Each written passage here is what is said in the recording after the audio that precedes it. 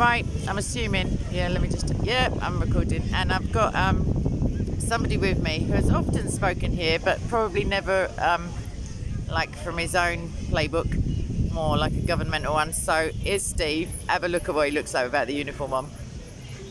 They thought I meant naked. Right. So I just What is there anything you've been dying to say? All this like, what would you speak about if you were a speaker here? And let me move a little bit forward because of the mic. What would I speak about? You'd speak louder than that, surely, Steve. I'll speak about understanding. Ooh. Understanding and tolerance. I think that's. How long have you been a socialist? No, I'm joking. I'm joking. I don't follow any political. That'll help get politics moving again, won't it? Yeah. Okay, so what in terms of understanding, do you see or do you feel that there are certain worldviews that are maybe less tolerant than others, or do you see it all very much as like much of a muchness? Well, I think religion has always been the lack of tolerance and understanding from the get-go. And now society today, social media, the internet, I think that's the destruction of society. I think that's led to a more intolerant society by far, especially what we've seen over the last few years on Twitter and YouTube and social media. My analogy is, it's imagine a whole stadium full of everybody, thousands of people all screaming their truths and no one's listening because everybody's too busy shouting. And that's what we've got now. Okay, so in terms of societal breakdown, would you say that censorship or the inability, even as you say in your analogy, even if everyone is shouting out their truths, obviously we know there's only one truth, however, their opinions... Oh, he's such a pagan. I'm going to get to that. I'm not going to get deflected. But the truth, the objective truth, as in what marries up most closely to reality on a physical level we're talking at the moment. But anyway, everyone in this analogy is shouting their opinion on the truth, and yet psychologically that's still more healthy than everybody sitting in silence and like scheming or being unable to speak openly because of hate speech or whatever, and therefore the inability to think becomes more pronounced. Do you see that argument?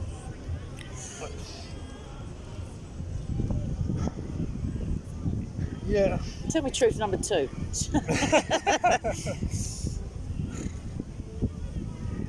I thought you were a free speech absolutist. I am a free speech. So then everyone can shout their own twaddle. Yeah, but the thing is, in terms of tolerance. where do we go? Where do we move forward? Because, for example, here, I policed this for X amount of years until I retired, and every Sunday it's the same old truth, same old arguments, same old discussions. Nothing moves on, and it's the same that's gone on for the last... I disagree in as much as I have the testimonies of people who, through the videos, not necessarily in person, but their lives have been utterly transformed. And even if I could say that realistically only about one person, it's worth coming every single week to... Do you know what I mean? Like, but it isn't just one. It's countless, and it's tens of thousands in countries where they don't have necessarily free speech. So it's a blessing, even if you never see the progress, as in people changing their minds. People do, even here, but some less tolerant worldviews mean that they keep it a bit quiet for fear of, I don't know, beheading, that sort of thing. You know, that intolerant kind of twaddle. Anyway, back to your how we're going to get some more tolerance. Or do you think it's possible, or do you think it's like a pipe dream? I think humanity is going to go off the end of the cliff because it has to. It's foretold. Yeah. Whether it's biblical, by written, fire, or it's just part of natural cyclical occurrence. We are going through the 6th extinction now, which is evident all around us. Do you mean in terms of nature, or do you mean... Nature. I mean, we've lost 75% of the world's pollinator biomass is now extinct. You can see what's happening in the oceans now. But again, whether it's man-made, most of it is man-made, but it is partly cyclical. Do you totally trust the science that gives you those statistics? Like, I mean, some. So how do you know it's in the tens of... Do you know what I mean? I'm a very keen observer from nature. But you've been down in them oceans, documented one by one. You've only got to go out go out into nature, go out into the forest. I mean, I've always lived out in Away rural from parts, here because of security reasons. And you can see what's going on around me. The bumblebee populations are virtually non-existent now. The honeybees now are gone. We have to import our own queens for our own honeybees. There's no butterflies. Just feed them up. What do you need to? Don't you just take a regular and feed them? Royal jelly. If you want to get, They won't be always accepted, but you can just get any queen bee. But don't they get made? No, they get the brought in from Europe. No, I'm saying, it's like the mafia, aren't they made? They're not. They're just regular soldier bees, or whatever you call them, drones. And then I'm not going to make out I know about bees because it's outrageous. And I'm quite stunned, quite frankly, that you're speaking about bees at a time. No, I'm joking. Well, that is. I mean, you have a religious belief, so you're like keen to maybe label all religions rather than just the hateful ones as like intolerant or less, maybe not adhering the universal truths, etc. Yada yada. And yet you have your own little religious views going on. That because one would be forgiven for thinking that you didn't hold religious views because of you saying, well, religion is quite, intolerant. Do you want to chat about that, or you don't have to? We could talk about your top knot. I don't get your question. What are your religious views, Steve? Well, I'm a druid, pagan. That was my question. Yeah. That was my observation. Some druids don't like to put it in as a label of religion. I like to put it in a label of religion, but not as a Depends man. it Not depends. as a man-made religion. My religion is I am nature. I come from nature. I return to nature. And yet men have formulated those core tenets in order. Well, and actually they probably didn't, because unless those at Stonehenge originally managed to get some parchment around them and write it all down, modern druids, I would claim, are potentially just having a little knees up in the nude, like with a bevy. But that does sound very natural, like wildlife-y. I'll excuse you from. I can do a. Oh no, you're right. So yeah, I'm saying there's an element of man in all religion, but it's less how you define Druidism or your own relationship to nature and Christianity, whatever. It's more how you define the word religion, because it's got like negative connotations due to the things that people do in the name of their chosen scripture or beliefs. Do you see? Yeah. I mean, just rewind about. I mean, okay, I label myself as a druid, but I don't like using that label as a druid. It's the only way I can describe my Pagan path. is what teenagers use as an insult, even that is a label. It's the only way I can describe what my so is spirituality Steve. That's a label. So is man. So is blade of grass. They're all labels. They're quite useful in terms of the sharing of ideas. The tolerance of ideas can only ferment once you can share them via nouns, proper nouns. We like a noun. It's alright. It's not hate speech yet. So what would be your, how did it all go so horribly wrong when you left?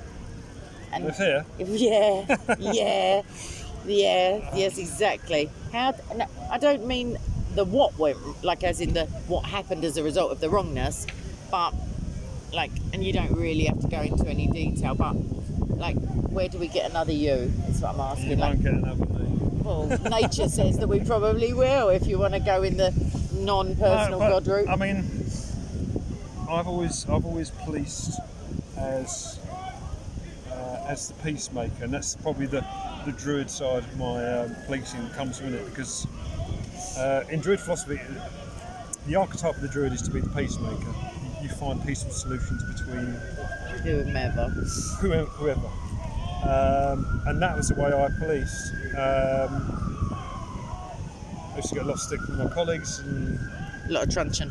Yeah, but my method worked. Well, I was about to say, who's laughing now? Because I had the law powers there to fall back on.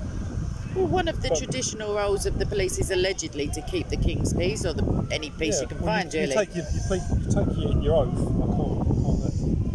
I can't remember exactly. It's very telling, darling. We know don't. We give it when we join. We give it a little piece of paper we have to read from. What is it? Something like I swear to uphold the peace. Yeah, I do. Solemnity. I solemnly hold. And, yeah, that'll do. Insert thingy I hold the here. office of constable, and to faithfully execute my duty, yada yada. Faithfully. I think I just joined the police force. Everybody. Okay. Where's my shilling? And I've done that to my best ability. Yes. I've done it to keep the peace. I trust. So are we questioning the what? Like, because obviously everyone can try to the best of their ability, but if people are, for example, retards, the best of their ability will not be up to much cop, excuse the pun because of the cop word. However, so these newbies on the block, like, are they just tards? Like, why is their best so horrifically inefficient or inept? Why are they like Benny Hill-esque chasing people through the park, and then those people are like, I don't know, beamed up to, I don't know what happened. Like, do you know what I mean? Like, how is it? Well, it comes back to understanding and tolerance again. No, it doesn't. It comes down to being fat and trying to chase a perpetrator. No, seriously. If you're in a vehicle with the doors closed and the guy's got a little head start, surely the vehicle is the place to chase them down, potentially give them a little nudge, just in the, like, keeping the peace fashion. And I'm not even specifics. I'm saying, no, it's not about tolerance when you can't find your ass with both hands, you know? So I'm not asking you to slate them. I'm asking, like, is it because the young people who come into the force now are maybe, like, tainted by the prevailing narrative of the last 20, 30 years? Like, what the heck is going on? And I need an answer from you immediately, if not sooner. Or we can change the subject. Because your serenity, I can see it evaporating. Let's just say that my retirement came at the right time, because my style, there's no room for my style of policing in today's police. And that's horrific. That's quite an indictment. There's no room for common sense in today's police force. Wow. Crescent. My style, Miss Dick, are you listening? My style doesn't. Yeah, the style of common sense and actually finding out people's names and, like, taking a vague interest and not just being officious and, you know, like, the good stuff. But it's an awful job. It's a hard job. You've only got to see what's in the media, and the police officer on the street can't win. Well, the thing is, I've said it often, they can't win because they have no respect from the public, because of, you know, if you get burgled, it takes them a week to pop round casually if they can be bothered.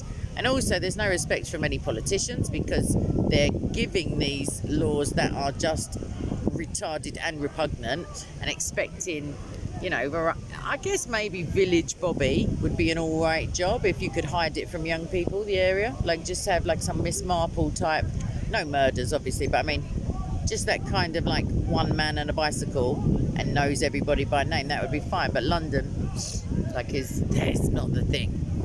But these just, I don't know, these officers with an H, they just seem not only disinterested, but, like, slightly belligerent and, you know. The morale is low. It's always been low. It's been getting since Theresa May's, and it's just progressively got further and further. I mean, the Conservative cuts absolutely decimated police forces.